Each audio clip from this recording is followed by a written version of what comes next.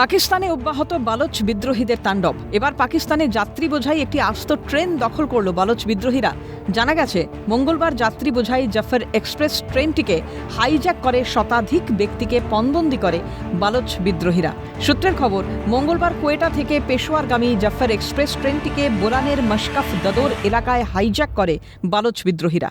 বিদ্রোহীদের হাতে পাক সেনা ও আইএসআই এর কর্তারাও বন্দী রয়েছেন বলে খবর। বিচ্ছিন্নতাবাদী সংগঠন বালোচ লিবারেশন আর্মির তরফে মঙ্গলবার এ নিয়ে একটি প্রেস বিবৃতি জারি করা হয়।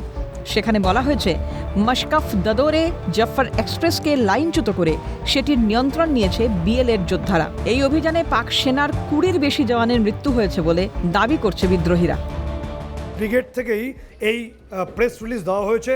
তাতে পরিষ্কার বলা হয়েছে যে তাদের যে মসজিদ ব্রিগেড ফিদাইন ইউনিট, তারা এই ট্রেনটিকে, একটা আস্ত ট্রেনকে এই মুহূর্তে পাকিস্তানের বালুচিস্তানের যে মশকাফ যে শহরটি আছে সেখানে এটাকে হাইজ্যাক করা হয়েছে। এবং যেহেতু ফিদাইন ইউনিট এটা বালোচ লিবারেশন আর্মির, ফলে এদের সঙ্গে প্রচুর বিস্ফোরক রয়েছে, আরপিজি রকেট লঞ্চার রয়েছে। এবং ইনিশিয়ালি যে ইনফরমেশনটা আমাদের কাছে এসে পৌঁছচ্ছে, যে স্বাধীনতার পর থেকে পাকিস্তানের ক্ষেত্রে বলছি, সবথেকে ইন্টারনাল ইস্যুতে সবথেকে বড় আঘাত বালুচিস্তান লিবারেশন আর্মি করতে পেরেছে বলে বালোচরা বলছে। এদিকে জাফর এক্সপ্রেস হাইজ্যাকের খবর প্রকাশ্যে আসতেই কোয়েটা থেকে বালুচিস্তানের সিবিতে সেনা ও ডাক্তারদের বহনকারী একটি রিলিফ ট্রেন পাঠানো হয়।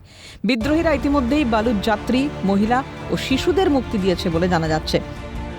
চায় না তারা ইন্ডিপেন্ডেন্ট চায়, কিন্তু অনেক সময় কি হয় যে তাদের মনে তারাও বোধহয় চাইবে যে আমরা ভারতের সঙ্গে এক হয়ে যাই।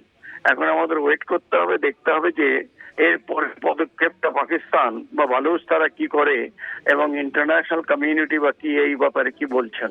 কিন্তু আমার মনে হয় যে এটা অনেকদিন অনেক ইয়ে করে এই জাফর এক্সপ্রেসটাকে তারা হয়তো নিয়ে গেছে।